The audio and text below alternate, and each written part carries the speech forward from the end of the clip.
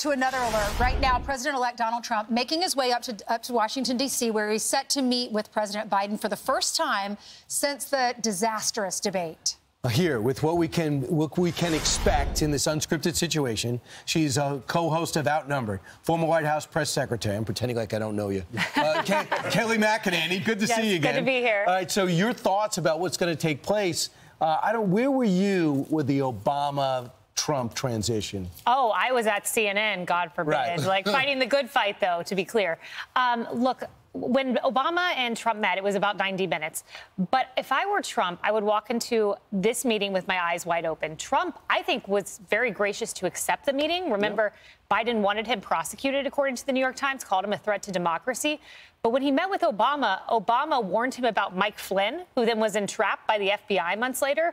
Obama warned him about the threat of North Korea. Oh, wait, Donald Trump made amends with North Korea, stopped the missile launches. And now what? We have North Korean fighters in Ukraine. So I think Biden actually has a lot to learn from Trump at this meeting. We'll see what happens. And it was gracious for Trump to accept it. You know, and Kayleigh, when Donald Trump sat down with Barack Obama back in the day, I remember the one thing he said in public, Barack Obama, was the advice to Donald Trump was when he looked at the reporters over there and he said, when they start yelling questions, don't answer them. Of course, Donald Trump immediately broke that, and that's why we love to see him do the press conference stuff, although you did a really good job, too.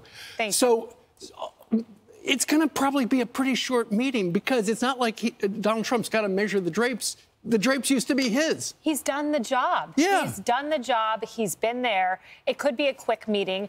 Biden, look, was very gracious when he gave his remarks, and he was the one person who didn't use the word fight. He said, let's lower the temperature. That was great that he did that.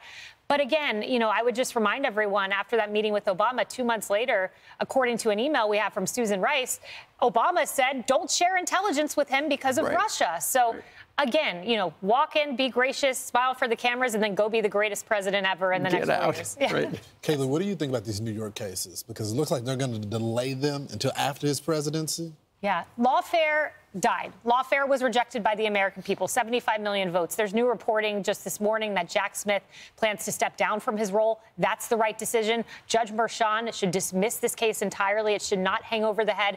75 million votes. Donald Trump won more popular votes by count of any Republican president. Yeah. I think that says what should happen to lawfare. Yeah. Time to move on. Yeah, and when Brian made a good point at the 6 o'clock hour, we're watching Trump's motorcade in Palm Beach head to his plane flying up to D.C. and how he must feel. Like, I'm going back. It's a great moment. What a moment. Yeah. Vindicated, a mandate from the American people, winning among demographics I never thought the Republican Party would, and all of those around him, Susie Wiles, Jason Miller, that whole team. Yeah. I mean, you said it earlier, they worked really hard. They deserve this amazing moment. What about press secretary? Do you have any idea who he'll choose? I mean, I would love Caroline Leavitt. I'm a little biased because she was my deputy in the White House. She knows the job already. Phenomenal. She knows the job. She's amazing. She's a fighter. She's professional. Young. Her baby's small enough to not really know that her mom is really busy. I had a baby the same age, my daughter, Blake. She crawled around the West Wing. It was amazing. But Caroline Leavitt is a true professional. She'd be the youngest press secretary ever at the age of 27. Overall, the pace in which this is being done,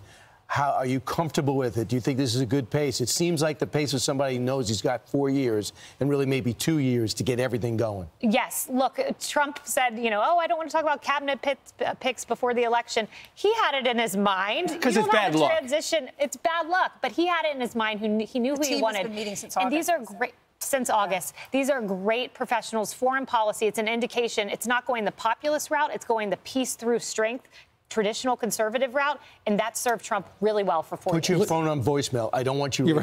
Okay? No. Don't let anyone call you and bring you back to Washington. Well, she can't get rid of me. Right to voicemail. She's got a job. She's going to be on Outnumbered in front of this big screen right there. Yes. In 3 hours and 17 Stay minutes. on this job. Yeah. Thank you very much. That can say, been there, done that. Now I know. I'm doing this. That's right. Absolutely. Congratulations to Pete. Amazing. Yeah, absolutely. Great.